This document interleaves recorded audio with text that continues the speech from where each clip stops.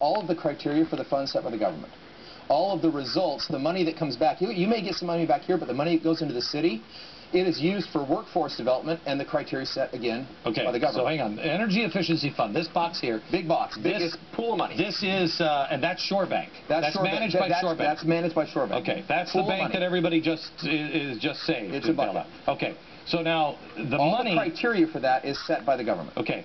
That's actually just tax cuts or tax credits and stimulus money. Once that money goes away, is this sustainable? No, you can't sustain it because the money's not coming in. Okay. They're hoping, the dialogue is they're hoping that private investors will flood this because they can find it viable. No. But if it's not viable before, it's probably not viable after. Right, okay.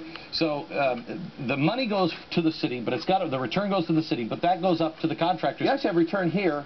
Little bits of return here goes up to the contractors in the form of workforce development. Tell me about that. Well, the criteria is that they're going to be taking people who are, there's a criteria of homeless, those that are less advantaged, even those that have been incarcerated, where discrimination for employment may have been in the past. Historically disadvantaged or underrepresented people, homeless, lacking a GED, and having a criminal record. Yeah, this is exactly what Van Jones said he was going to do. That's what they'll fund to assure that they get jobs. And that's a union. That will go into the contractors underneath the umbrella of union support. Because the union is going to bring them in and educate them. I'm not sure how they will. This is Venezuela. I mean, this is what Venezuela does. What Venezuela does, he's more direct, is he pays off the poor, and the poor is his little army.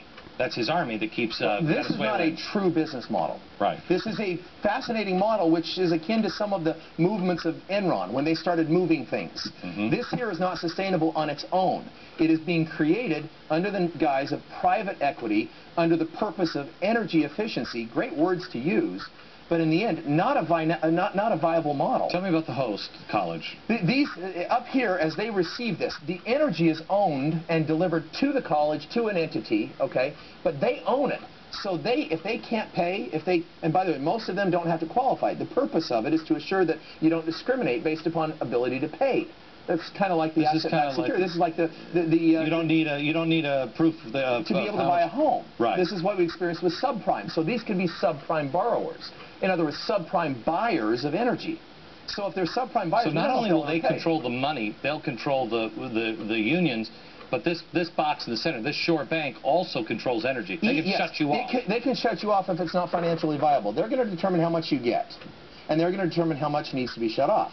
Even if they don't control the bigger picture, they can't. It's not a viable model. It doesn't work.